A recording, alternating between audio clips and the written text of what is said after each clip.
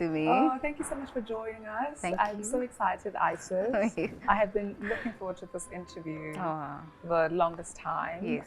You're actually the first female pilot. Oh, wow. I know and I've met. Oh, wow. So it's such an honor. I'm so delighted. Oh, thank you so much for having me.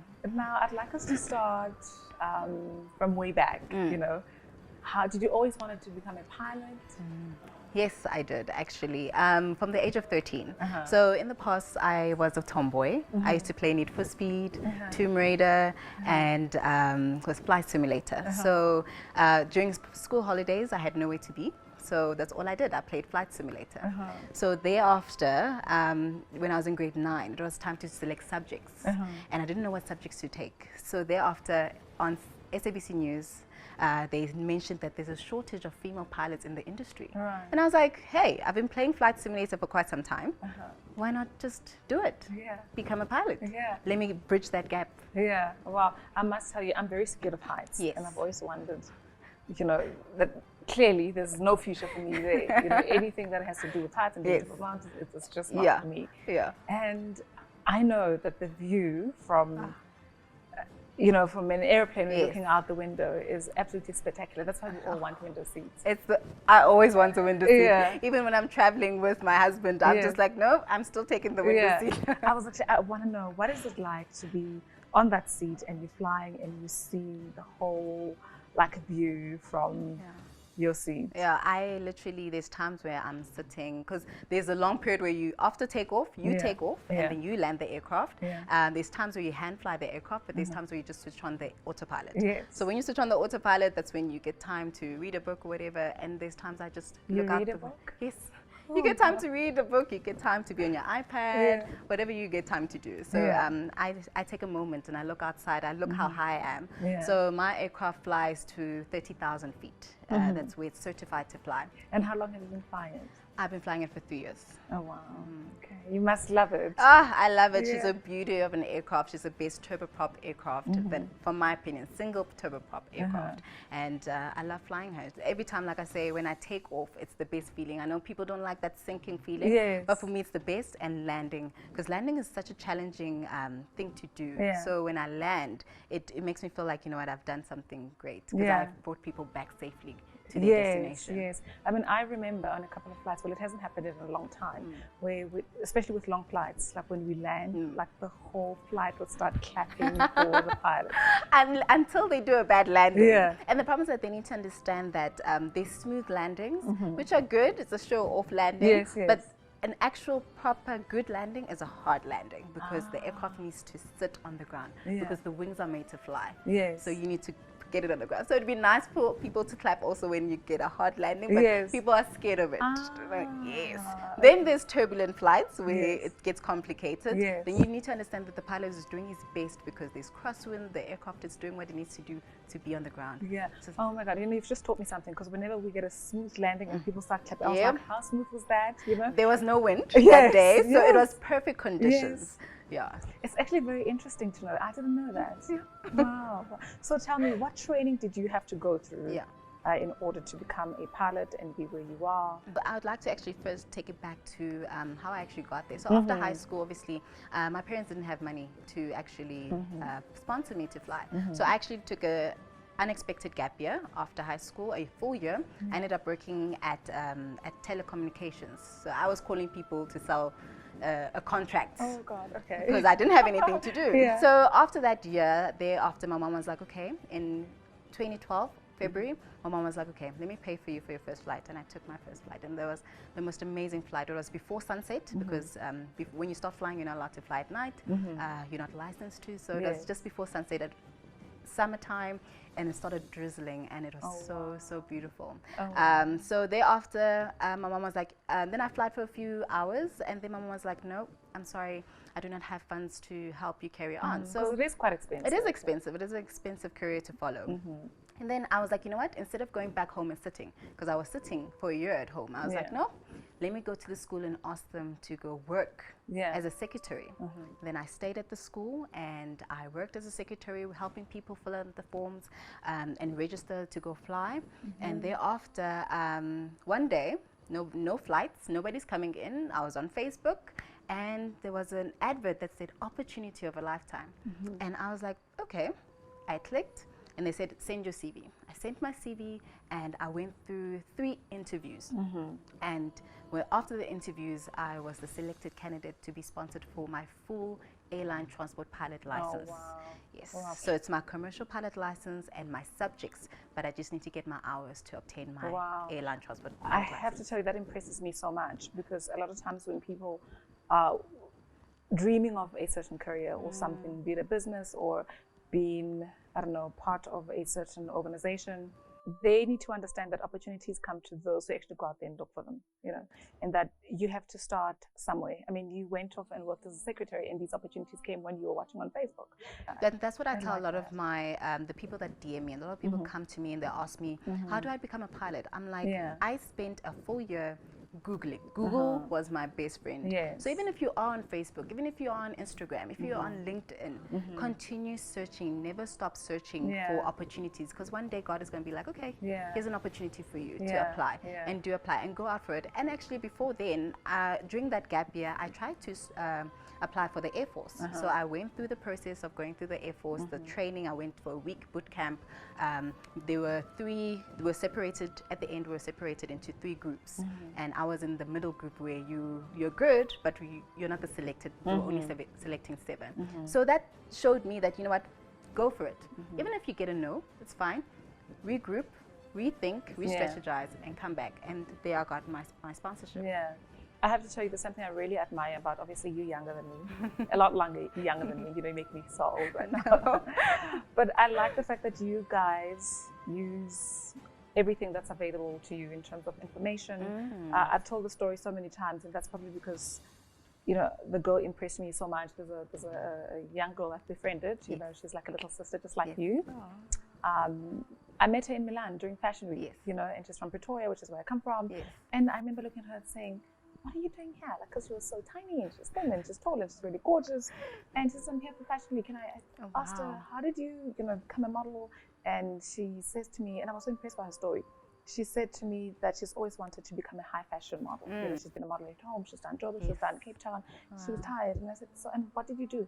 She said, I Googled. You know? She Googled, called the agencies in Milan. They said, okay, they wanted to see her. She got into a flight, and now she's an international model. Look at that. You know? So that for me is such a powerful tool that I so wish young people could actually use, not just to be on social media and take pictures, and that you can actually use that tool to make a real success out of your life. So I like that, that, you know, you can also use social media, use the internet to actually move yourself forward. Exactly. So yeah, well done. Like, I like that. Thank you. You have to use those resources. I mean, like, it's given to you. Don't sit on them. Don't think that, okay, I spent, how many hours do we spend on social media a day? You know, there's opportunities there. You just need to dig them out. At least make it productive, you know, towards your dream. Exactly. So maybe say 2 hours I'm going to search just for jobs, and then the other rest of the time I can do whatever I want to do. You need to be disciplined. When you want a dream to be successful, you need to have discipline. Absolutely. And it takes a lot. It does. You know? It does. A lot of strength. I think aviation is a very emotionally taxing career. So anybody that does want to go into it, I always say be prepared, because it's going to take time to find funding is number one. Not a lot of companies are funding aviation, so it's difficult to approach someone and say, please fund me, because it is expensive. So you need to be emotionally ready for that. And there's other challenges in aviation. There's people that will tell you that you can't fly. No, sorry, you're too short. No, you're too tiny. You get little subtle comments from people that tell you that you can't, but you just need to just block out those comments and say, you know what, I know my goal. Like this lady that you're talking about. And here she is, she's in Milan. No, I find it so inspirational, and I really hope what a lot of people get after this month, that anything is possible if you put your mind to it, and nothing is easy. No. Nothing is easy.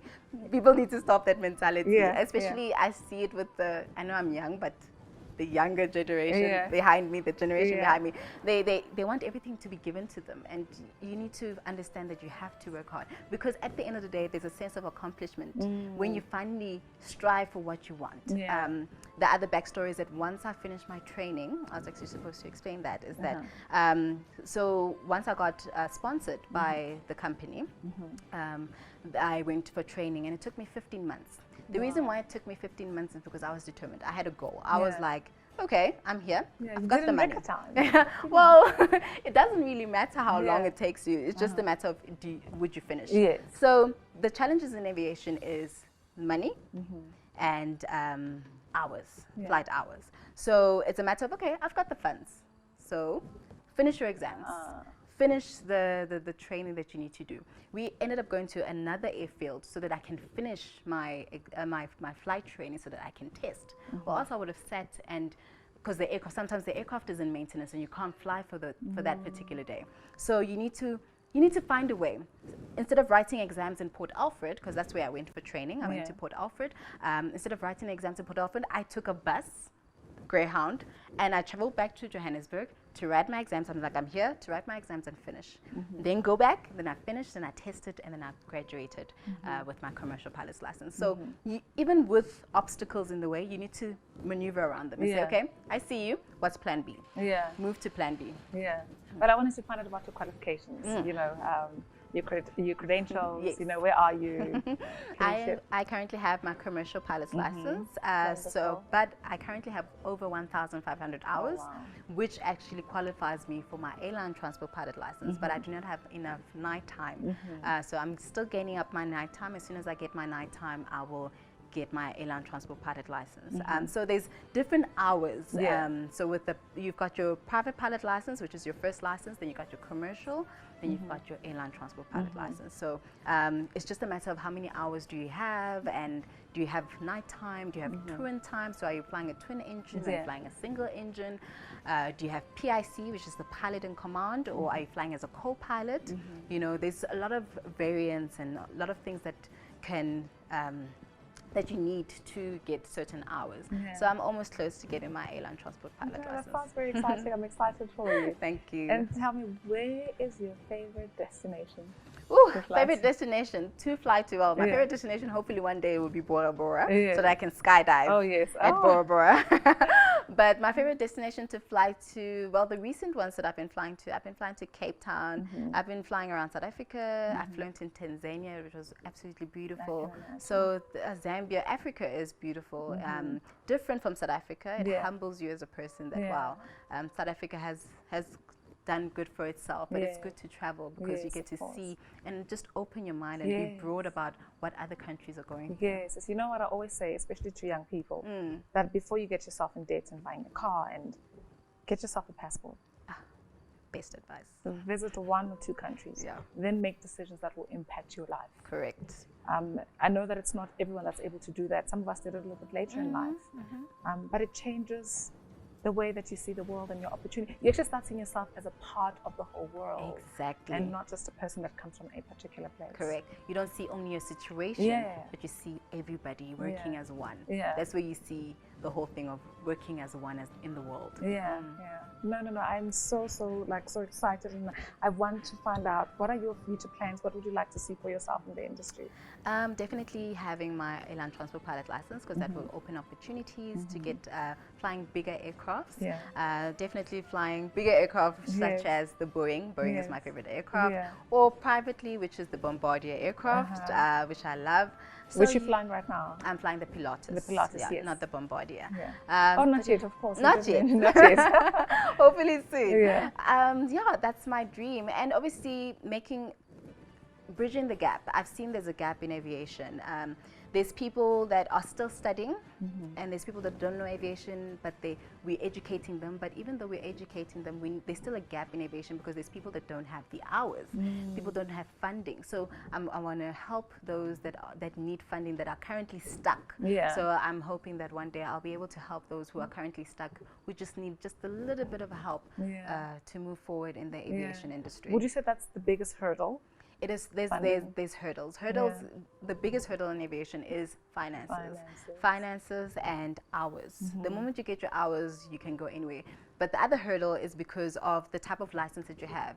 In South Africa, it's a ICAO license, and then internationally in Europe, what is that? So I'm not going to act like I know. So please educate us. Basically, it's the organization that governs the license. Right. So we've got ICAO under ICAO, and then there's the EASA license, and in America is the FAA license. So I can't go to America and fly with my ICAO license. I have to convert to the FAA license. And then if I can't fly in Europe because I have to convert to the EASA license. So then there's hurdles because it's not easy for me to get a job there, because I first have to go through those exams again, those 14 exams. I have to go through the testing exams. Medically, you have to be okay, so you have to go through your medical.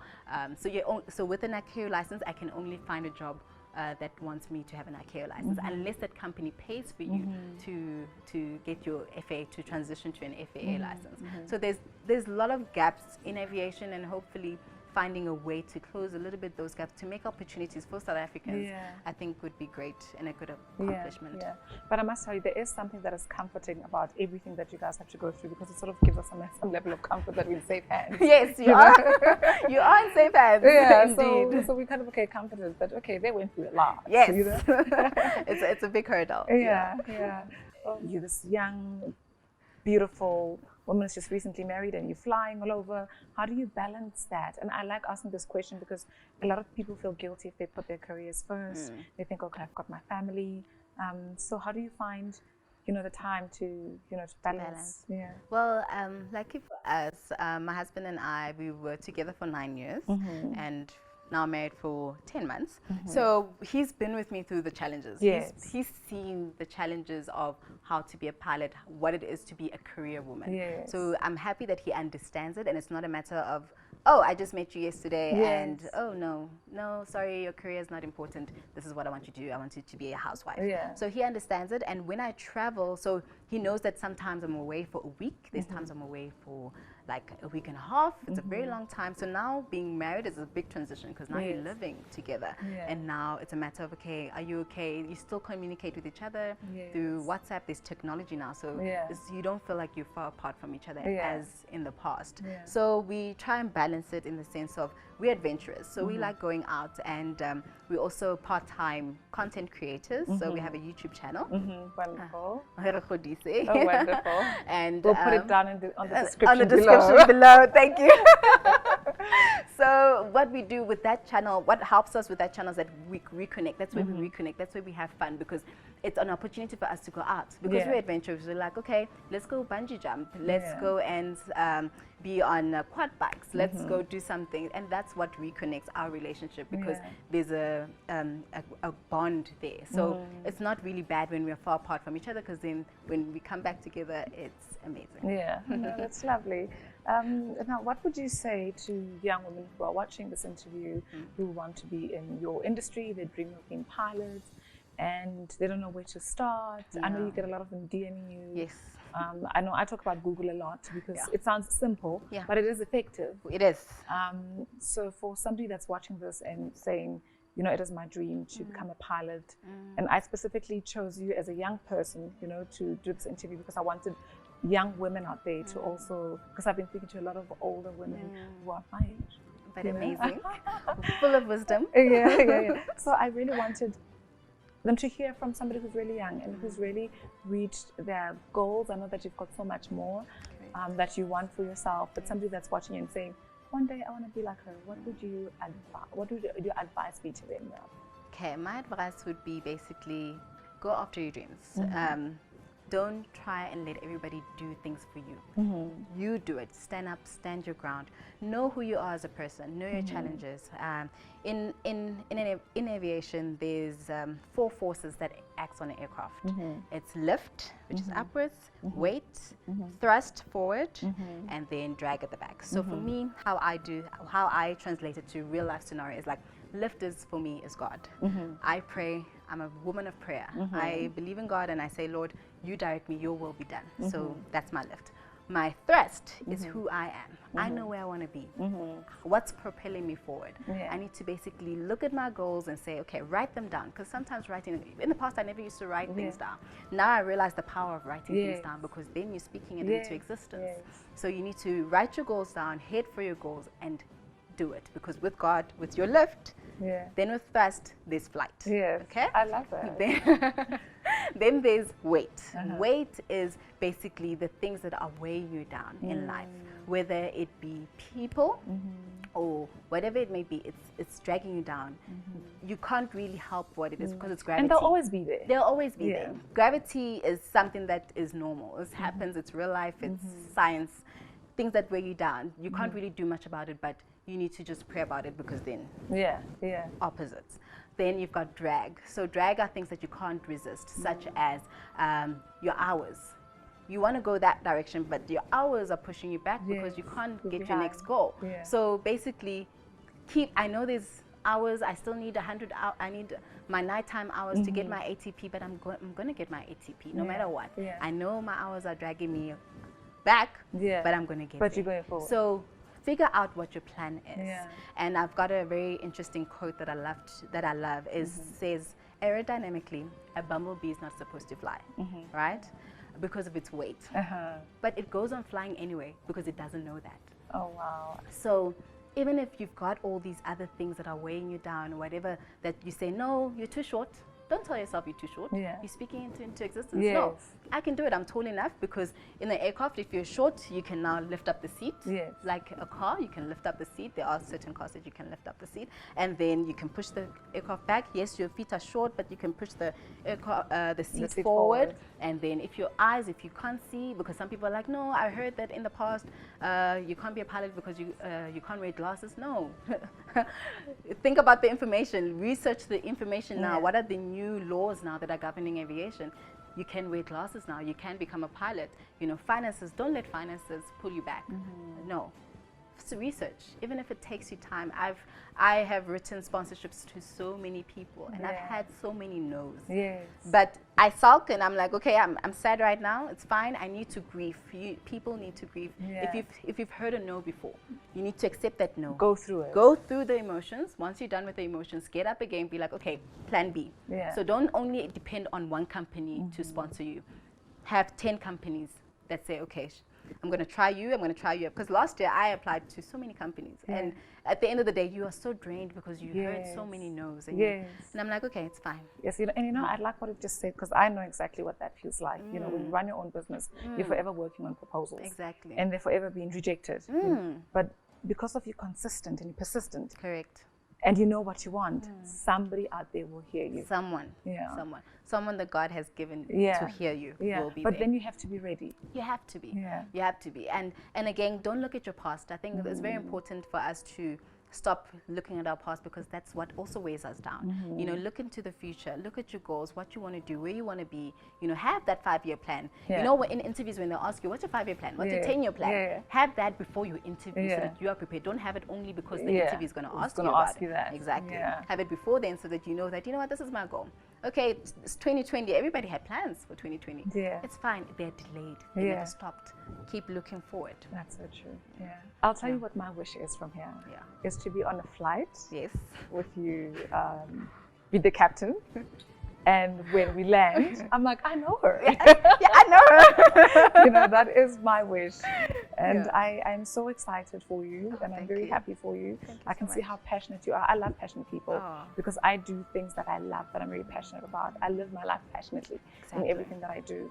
So when I see people who do what they love, who are passionate about it, and I can hear it, and when you speak about it, it makes me really happy. It makes me feel like the world is better when we're happy, when we're doing things that we love. Exactly. So I wish you the absolute best in all your future goals. But before we go, I really, really want to find out from you. I know that there are a lot of women who are in aviation now, and I know that there are challenges in every industry. Correct. When you look at the industry as a whole, and you see all these women that are coming up, what is your wish for them? Or for the industry as a whole? I wish the industry, right now the industry is not doing good because of the pandemic, but however, my wish for the industry is that it just continues to grow. I think in aviation as well, is to be able to open our eyes also to the amount of black female pilots there are in the industry, also black male pilots in the industry. I mean, after a flight, I get a lot of questions. Oh my gosh, you fly! People take pictures of you, and for me, I find it as a bit of a hard moment of, yes, I'm happy that you're taking a picture of me, but also not happy because it's like, but you don't know that there are female pilots in the industry. So I hope that more female pilots are being seen. You know, there's more awareness around it. It becomes a norm. It becomes a norm that, you know what, there are female pilots in the industry, there are black female pilots in the industry, and that we are doing good. You know, don't think of it as an impossible hurdle. You know, that here we are. So I hope that the industry will grow, it will recover from what's happening right now in the world, and that we'll find and we find opportunities not only in South Africa but in around the world. It has been such a pleasure talking to you, and I am excited and wishing you the absolute best. Thank you very much. I really appreciate it. Thank you, Tumi. Thank you.